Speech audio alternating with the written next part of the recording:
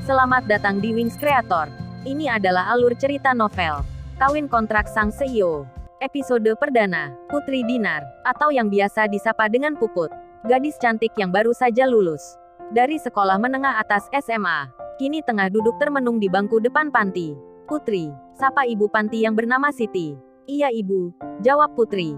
Kenapa kamu melamun nak? Sedang ada masalah apa? Tanya Bu Siti. Putri menghela nafas panjang. Putri sedang bingung Bu, jika Putri mengambil beasiswa di universitas.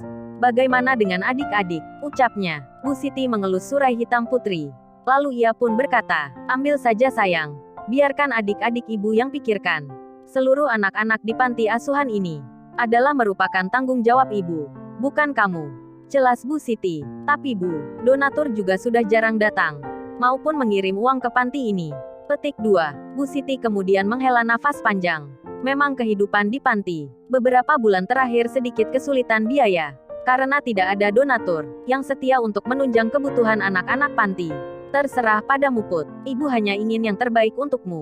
Pikirkan dengan baik-baik, jangan tergesa-gesa, ucapnya. Baik Bu, kalau begitu Putri masuk dulu. Putri akan menyiapkan makan siang. Dengan segera Putri meninggalkan Bu Siti sendiri. Sementara Bu Siti sendiri tengah terlihat memandang punggung Putri dengan nanar. Jika dia tidak diancam saat ini, mungkin dia sudah hidup bahagia dan terjamin masa depannya. Sementara di lain tempat, di perusahaan Gandratama, seorang pria tengah duduk di kursi kebesarannya. Mata elangnya yang jeli, tengah membaca kata demi kata yang tertulis di atas kertas. Tangannya sibuk menorehkan tanda tangannya pada berkas yang dia setujui, dan mencoret data yang salah.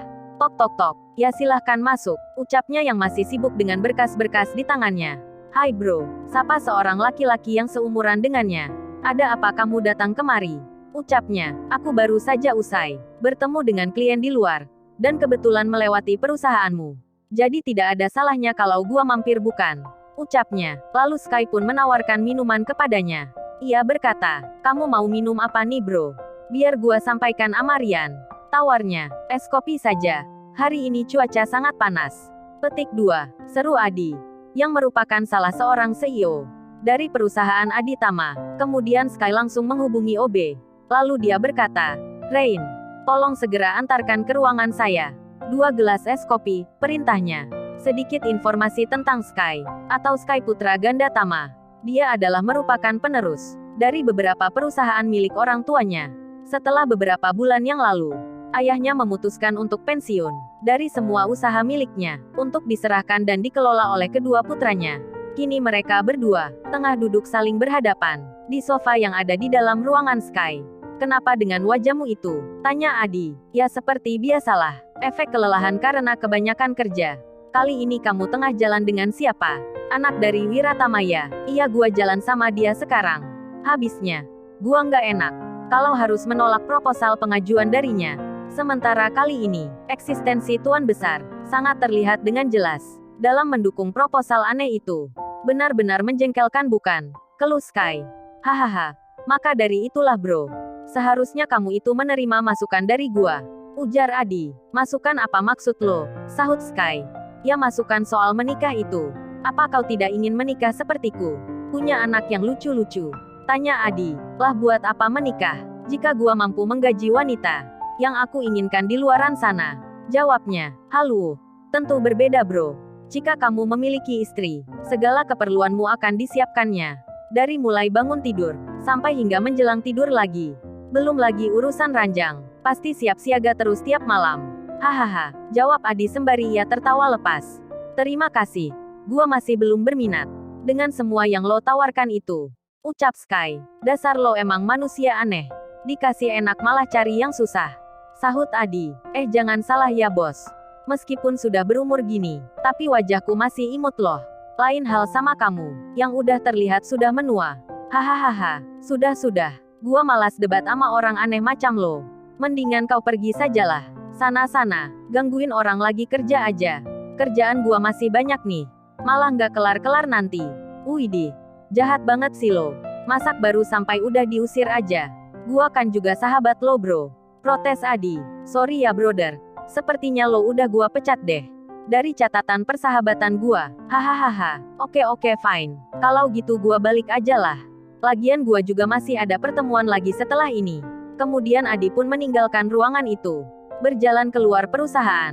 Sementara dalam setiap perjalanannya, tak henti-hentinya dia menggoda karyawan Sky yang berpapasan dengannya. Sementara di dalam ruangan kerja Sky, tidak ada satupun orang. Hanya dia dan beberapa perangkat kerja yang masih setia menemaninya. Kemudian ia menghela nafas panjang. Lalu berkata sendiri dalam hati, menikah. Satu kata yang tidak pernah gua pikirkan sebelumnya. Selama ini, hidup gua hanya untuk belajar dan bekerja. Ucapnya dalam hati. Sementara dalam urusan ranjang, Sky lebih sering menggunakan jasa wanita panggilan. Hanya wanita yang cantik, seksi, bersih, dan sehatlah yang akan ia gunakan jasanya.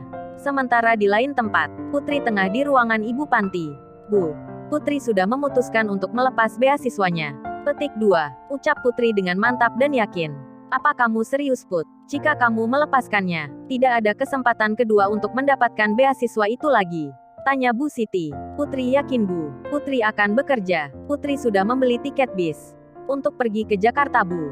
Jelasnya, Putri akan membantu Ibu untuk membiayai adik-adik Putri di sini. Sementara untuk biaya sekolah, Putri akan menabung agar dapat melanjutkan pendidikan lagi, Bu. Sambung Putri lagi. Bu Siti yang mendengar penjelasan Putri pun kemudian menangis. Dengan segera dia berdiri dan menghampiri Putri. Dia memeluk erat tubuh kecil dan ringkih itu. Terima kasih, Nak. Terima kasih, ucap Bu Siti sesenggukan. Putri juga ikut menangis. Sudah semalam suntuk dia memikirkan hal itu. Dia ikhlas melepaskan beasiswanya demi bekerja membantu anak-anak panti yang sudah dia anggap sebagai adiknya sendiri. Kamu akan berangkat kapan, Nak, ke Jakarta? Tanya Bu Siti. Nanti malam, Bu, agar sampai di Jakarta pagi hari. Baiklah, mari Ibu bantu untuk bersiap-siap, ajak Bu Siti. Dengan segera Bu Siti dan Putri menuju kamar Putri untuk membereskan barang-barang Putri ke dalam tas besar. Mereka tidak memiliki koper. Daripada uang dibelikan koper, lebih baik untuk makan beberapa hari ke depan. Malam telah tiba. Bu Siti mengantarkan Putri ke terminal. Put, hanya ini yang bisa Ibu berikan untukmu, ucap Bu Siti, seraya memberikan amplop dan kalung emas. Bu, ini semua tidak perlu. Putri memiliki simpanan uang sendiri. Petik 2. Ucap Putri. Tidak. Kalung ini peninggalan orang tuamu. Jangan sampai hilang ya, Nak. Gunakanlah uang ini ketika kamu benar-benar terdesak. Jakarta itu kota metropolitan, di mana tak semua orang yang ada di sana.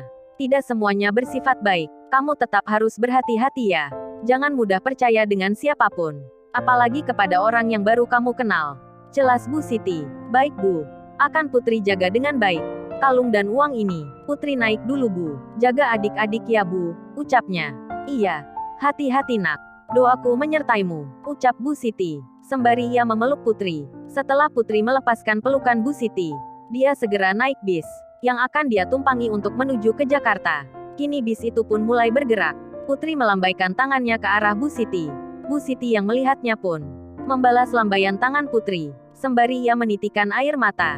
Semoga kamu segera bertemu dengan kedua orang tua kandungmu, Nak. Maafkan Ibu, yang tidak bisa membantumu lebih banyak dari ini. Gumamnya dalam hati. Lalu, bagaimana kisah selanjutnya? Subscribe channel ini untuk mengetahui alur cerita pada episode berikutnya. Terima kasih.